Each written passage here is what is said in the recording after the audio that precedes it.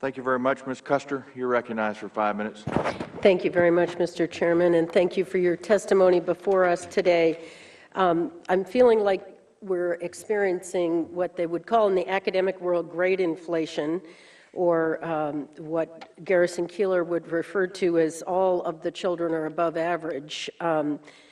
Coming from the private sector, it's hard for me to believe that 80% of employees can be either outstanding or this other category that is above and beyond what the expectation is. And it makes me feel like the expectation is lowered to a place that doesn't serve our veterans the way we had wished. But I want to focus in on where we go from here and how we can fix this problem, because obviously this is a bipartisan issue. We are all concerned.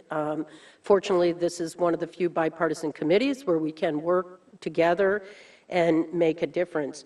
My concern lies in how we can fix this situation or help the VA to fix this situation, because it doesn't appear that the policies provide for a methodology to make this kind of change. And by that, what I mean is that we have had some oversight, but at the end of the day, it doesn't seem to change. And I'm just want to make reference to the VHA is unable to assure that although they identify problems, that the problems will be corrected and do not recur.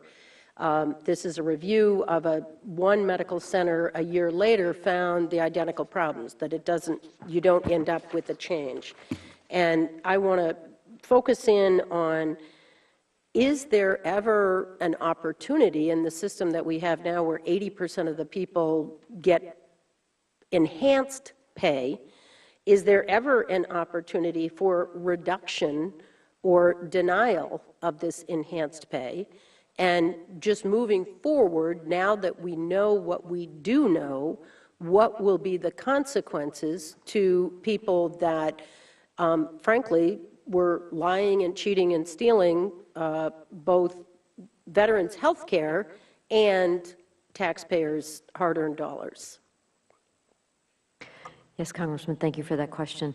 I do believe there's room for change. Part of that change will come with more training of our senior executives, them understanding our critical elements that are put in the performance plans and establishing very real goals and the metrics we have talked about, and ensuring that our metrics are not too low, that in fact you must perform to reach that exceeds and that outstanding rating.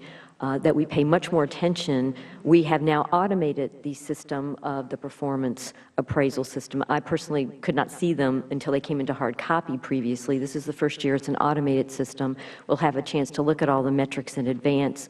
We will do a lot more training with our senior executives on what these critical elements mean and how our performance review committees and performance review boards need to view these metrics.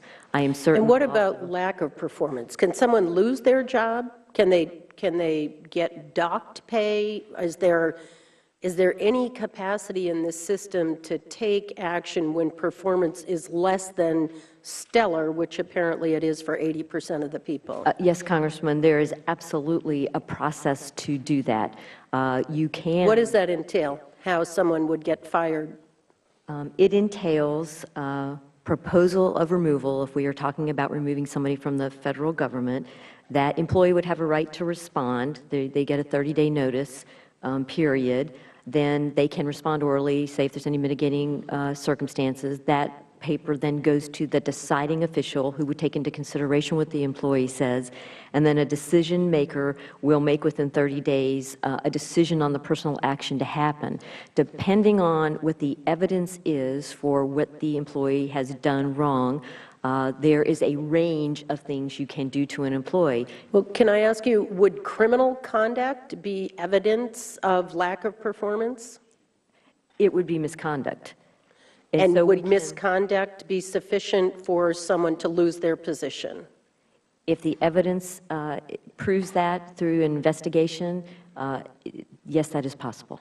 And how about lying to the extent that it wasn't a crime, but it was certainly harmful to veterans being able to get access to care?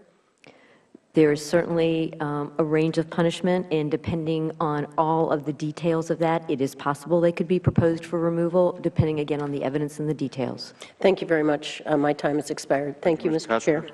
Very much.